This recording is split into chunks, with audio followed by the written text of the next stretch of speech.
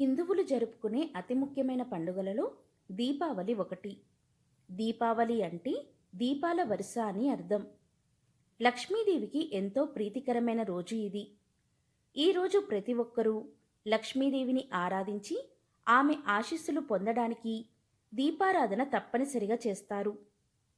ఈరోజు దీపారాధన చేసే సమయంలో రావి ఆకును ఉపయోగించి దీపారాధన చేస్తే చాలు, ఆ లక్ష్మీనారాయణల అనుగ్రహం మీకు తప్పకుండా కలుగుతుంది. మన భారతీయ సంస్కృతికి అద్దం పట్టే విధంగా అత్యంత వైభవంగా జరుపుకునే పండుగలలో దీపావళి ఒకటి. ఈరోజు శ్రీ మహాలక్ష్మిని హిందువులు భక్తి శ్రద్ధలతో కొలుస్తారు. ఈరోజు దీపారాధనకు ఎంతో ప్రాధాన్యత ఉంది. కొంతమంది తెలిసి తెలియక ఈ చిన్న పొరపాటు చేయడం వల్ల దీపారాధన ఫలితం అస్సలు దక్కదు. చాలామందికి తెలియక దీపాన్ని భూమిపైనే వెలిగిస్తారు. దీపపు ప్రమిదను ఎప్పుడూ కూడా నేలపై నేరుగా వెలిగించకూడదు. ఏదైనా ఆకుపై కానీ లేదా ప్లేటుపై కానీ దీపపు ప్రమిదను ఉంచి అప్పుడు దీపారాధన చెయ్యాలి. ఈరోజు ముఖ్యంగా అంటే దీపావళి రోజు ముఖ్యంగా రావి ఆకు ఉంచి దానిపై ప్రమిద ఉంచి దీపారాధన చేయడం వల్ల విశేషమైన పుణ్యం మీకు లభిస్తుంది. ఎందుకంటే రావి ఆకు సాక్షాత్తు మహావిష్ణువు స్వరూపం. శ్రీ మహాలక్ష్మికి ఎంతో ప్రీతికరమైనది. రావి ఆకు మీద దీపపు ప్రమిదలను ఉంచి దీపారాధన చేసినట్లయితే లక్ష్మీనారాయణల అనుగ్రహం మీకు తప్పకుండా కలుగుతుంది. రావి చెట్టు సాక్షాత్తు త్రిమూర్తుల స్వరూపమని మన పురాణాలు చెబుతున్నాయి. త్రిమూర్తుల అనుగ్రహం మీకు కలగాలన్నా, ఆర్థిక ఇబ్బందుల నుండి బయటపడాలన్నా ఎంతో పవిత్రమైన ఈ దీపావళి అమావాస్య రోజు రావి ఆకుల మీద ప్రమిద ఉంచి దీపారాధన చెయ్యండి. ఇలా చేస్తే ఉత్తమ ఫలితాలు కలుగుతాయి. ఇక దీపారాధన ఎలా చేయాలి అంటే, రావి ఆకు తీసుకొని దానిని శుభ్రంగా కడిగి రావి చెట్టు ఆకు మొదలు అనేది లక్ష్మీదేవి ఫోటో వైపు ఉంచి ఆకు కాడ చివరి భాగం మన వైపు ఉండేలా చూసుకొని దానిమీద ప్రమిద పెట్టి ఆవు నెయ్యి కానీ నువ్వుల నూనె కానీ కొబ్బరి నూనె కానీ పోసి దీపారాధన చెయ్యాలి. ఇలా చేస్తే చాలు, రాహుకేతు దోషాలు తొలగిపోతాయి. నవగ్రహాల అనుగ్రహం మీకు కలుగుతుంది. శని బాధలు నివారణ అవుతాయి. అఖండ ఐశ్వర్యం కలుగుతుంది. సకల దోషాలు తొలగిపోతాయి.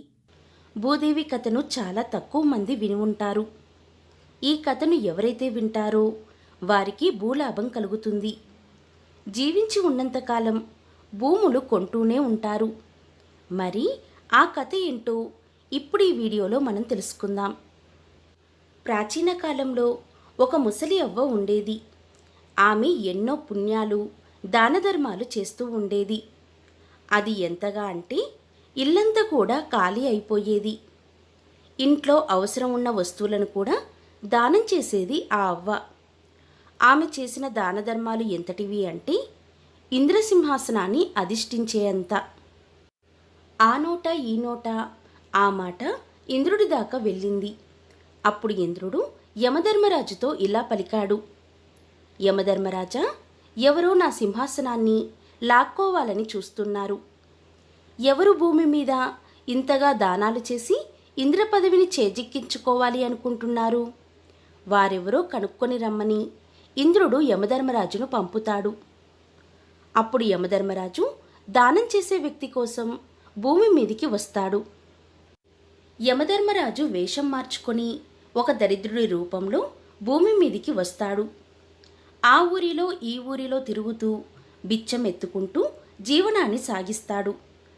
ప్రతి ఒక్కరిని కూడా బట్టలను ఇవ్వమని, అన్నం పెట్టమని అడుగుతూ తిరుగుతూ ఉంటాడు. అది శీతాకాలం. యమధర్మరాజు దరిద్రుడి రూపంలో చినిగిపోయిన బట్టలను వేసుకొని ఊరంతా తిరుగుతూ ఉన్నాడు. ప్రతి ఒక్కరి ఇంటి ముందు ఆగి, అమ్మ అన్నం పెట్టండి, కొంచెం బట్టలు ఇవ్వండి కట్టుకోవడానికి అని అభ్యర్థిస్తూ ఉంటాడు. కానీ ఎవరు కూడా అతని అరుపులను పట్టించుకోరు.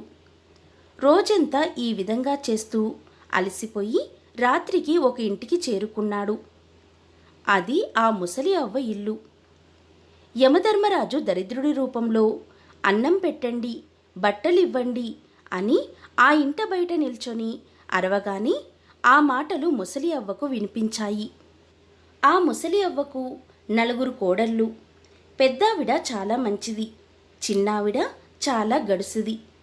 ఆ దరిద్రుడి మాటలు విన్న ముసలవ్వ కోడళ్లను పిలిచి, ఎవరో పిలుస్తున్నారు, ఏంటో చూడండి అని కేక వేసింది.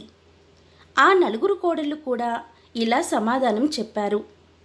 మనింటికి ఎవరో ఒకరు వస్తూనే ఉంటారు, ఏదో ఒకటి అడగడానికి. ఇటువంటి రాత్రి సమయంలో, అందున 12 గంటలకు మమ్మల్ని పడుకోనివ్వరా? మేము బయటికి వెళ్ళము అని సమాధానం చెప్పారు. కానీ పెద్ద కోడలు వెంటనే ఇలా చెప్పింది, అమ్మా, నేను చూసి వస్తాను, మీరు చింతించకండి అని పెద్ద కోడలు బయటికి వెళ్ళి అక్కడ దరిద్రుణ్ణి చూసి లోపలికి వచ్చి అత్తగారితో చెప్తుంది. అక్కడ ఒక దరిద్రుడు బయట కూర్చొని ఉన్నాడు. కప్పుకోవడానికి చిన్న వస్త్రమైనా అతని దగ్గర లేదు. అందుకే వస్త్రాన్ని ఇవ్వమంటున్నాడు అని చెప్పింది. దానికి అత్తగారు, అమ్మా, అక్కడ ఒక దుప్పటి ఉంది, దానిని అతడికివ్వు అని అంది.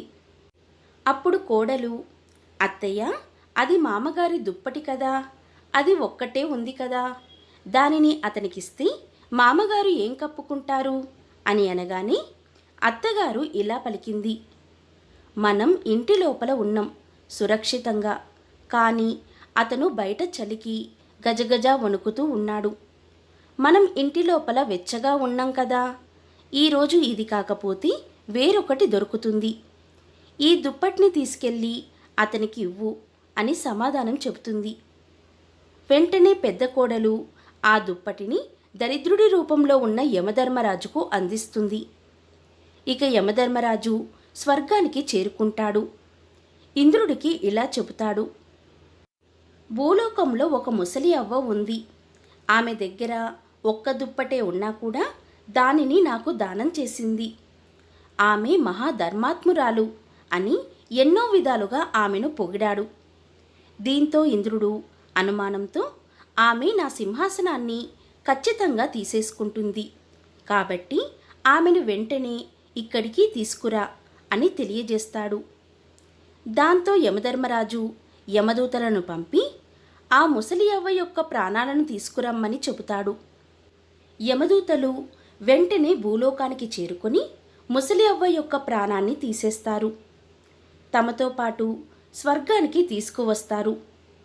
స్వర్గపు తలుపుల దగ్గర ఆమెను విడిచిపెట్టి యమలోకానికి వెళ్ళిపోతారు యమదూతలు. స్వర్గపు తలుపులు దాటాక మొదటి అడుగు వేసేసరికి అక్కడ అంతా కూడా నీళ్ళే ఉన్నాయి. కాళ్ళు వేద్దామంటే అక్కడ ఆమెకు భూమి కనిపించడం లేదు. అదంతా చూసి ముసలి అవ్వ ఎంతో కంగారు పడింది. ఎక్కడ నిలబడి ఉందో అక్కడే ఉండిపోయింది. ఇలా ప్రార్థించింది భగవంతుణ్ణి, భగవంతుడా, ఏమిటి ఈ శిక్ష? ఏం జరగబోతుంది? నా కాలి కింద కొంచెం భూమైనా లేదే, నేను ఎలా నిలబడాలి? ఇటువంటి పరిస్థితుల్లో నన్ను ఎందుకు ఇక్కడికి తీసుకువచ్చావు అని పలికింది. అక్కడికి చేరుకున్న యమధర్మరాజు ఇలా పలికాడు, అవ్వా, నువ్వు ఎప్పుడూ కూడా భూదేవి కథను వినలేదు, అందుకే నీకిలాంటి గతి పట్టింది అని సమాధానం చెప్పాడు. అప్పుడు ముసలి అవ్వ ఇలా పలికింది, నడవడానికి భూమి లేనప్పుడు నన్నెందుకు తీసుకువచ్చారు? ఎవరైతే భూదేవి కథను వింటారో వారికిక్కడ భూమి లభిస్తుంది అని యమధర్మరాజు చెప్పాడు.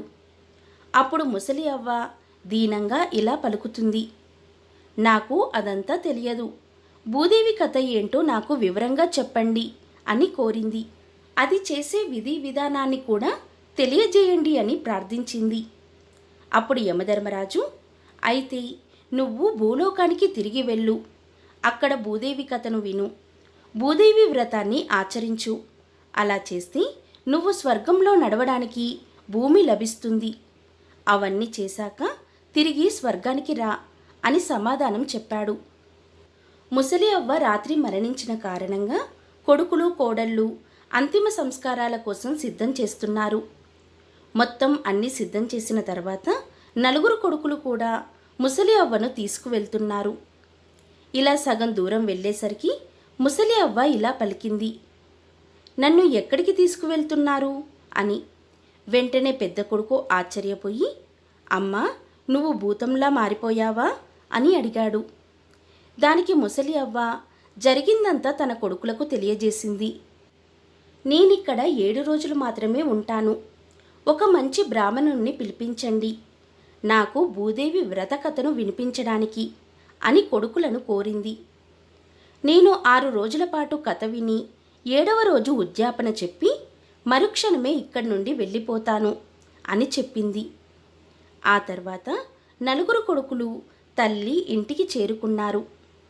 ఇంటికి వచ్చిన అత్తగారిని చూసి కోడళ్ళు ఆశ్చర్యపోయారు.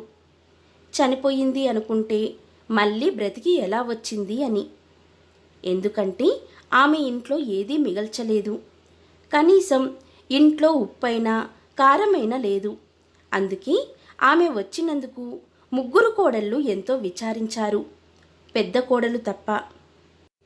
తల్లి చెప్పిన విధంగానే కొడుకులు కోడళ్ళు బ్రాహ్మణుణ్ణి పిలిపించి 6 రోజుల పాటు కథను వినిపించారు.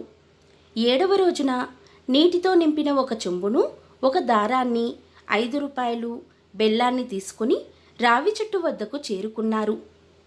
అక్కడ కూర్చొని బ్రాహ్మణుడు చెప్పిన భూదేవి కథను అందరూ విన్నారు. అలాగే ముసలవ్వ ఉద్యాపన కూడా చెప్పింది. కథను విన్నాక వారు ఆ దారాన్ని తీసుకొని 5 రూపాయలు బెల్లాన్ని రావి చెట్టు వద్ద పాతిపెట్టారు. దారాన్ని రావి చెట్టు చుట్టూ చుట్టారు. అప్పుడు ముసలవ్వ చేతులు జోడించి ఇలా చెబుతుంది, భూమాత, వీటిని స్వీకరించు. నేను చేసిన సమస్త పాపాలను కూడా వీటిలో కలిపేయి. నాకు భూమినివ్వు. మళ్ళీ నేను ఎప్పుడూ కూడా ఇక్కడికి చేరుకోకూడదు. ఈ విధంగా 7 రోజుల పాటు భూదేవి కథను విని ఉద్యాపన చెప్పింది. కోడళ్ల చేత కూడా ఉద్యాపన చేయించింది. ఈ విధంగా ఆమె భూదేవి వ్రతకథను విని ఉద్యాపన చేసింది. ఇంటికి వెళ్ళాక అందరూ కూడా కూర్చొని ఉన్నారు. అప్పుడు ముసలవ్వ ఇలా పలికింది, కోడల్లారా, ఇక్కడ నాకు ఇదే చివరి రోజు కాబట్టి ఆవకాయ పచ్చళ్లతో విందు భోజనాన్ని ఏర్పాటు చేయండి అని అడిగింది. దానికి చిన్న కోడలు, ఏమున్నాయని విందు భోజనం మీకు? ఏం మిగిల్చారు మీరు అని కస్సుబుస్సులాడింది. కానీ పెద్ద కోడలు మాత్రం ఆ ఇంట ఈ ఇంట ఒక్కో వస్తువును సమకూర్చి అత్తగారికి ఆవకాయ పచ్చళ్లతో విందు భోజనాన్ని ఏర్పాటు చేసింది. భోజనమంతా సిద్ధమయ్యాక అందరూ కలిసి భోజనాన్ని తిన్నారు. తర్వాత అందరూ నిద్రపోయారు. తెల్లవారుజామునే ముసలి అవ్వ దైవ విమానం ఎక్కి దేవలోకానికి చేరుకుంది. దేవలోకం చేరుకొని స్వర్గలోకపు తలుపులు తెరిచాక ఆమెకు దారి కనపడింది. అప్పుడు ఆమె ఇంద్రుడితో ఇలా పలికింది, దేవా, నేను జీవించి ఉన్నంతకాలం ఎన్నో దానధర్మాలు చేశాను, ఎన్నో పుణ్యకార్యాలు చేశాను. నేను తినక దేహి అన్నవారికి అన్ని దానం చేశాను. కానీ నా బిడ్డల్ని మాత్రం దీనస్థితిలో ఉంచాను. వారు తినడానికి తాగడానికి కూడా ఏమీ లేకుండా చేశాను. దేవా, నన్ను కరుణించి నా బిడ్డల్ని కాపాడు అని ప్రార్థించింది. వెంటనే ఇంద్రుడు ముసలి అవ్వ కుటుంబంలో సుఖ సౌఖ్యాలు, ధనాభివృద్ధి ఉండేలా ఆశీర్వాదం చేశాడు. దీనివల్ల ముసలి అవ్వ చనిపోయిన తర్వాత కొడుకులు దహన కార్యక్రమాలు పూర్తి చేసిన తర్వాత ఇంటికి వచ్చి వారి ఇంట్లోకి ప్రవేశించగానే ఇల్లంతా సరుకులతో, ధన ధాన్యాలతో నిండిపోయింది. అప్పుడు కొడుకులు ఎంతో సంతోషించి, ఇదంతా మా అమ్మ చేసిన దానమహిమ వల్లే అని వారి అమ్మను తలుచుకున్నారు. పెద్ద కోడలు గదికి వెళ్ళి చూడగా పెద్ద కోడలి పెట్టెలో చెప్పలేనంత ధనం ఉంది.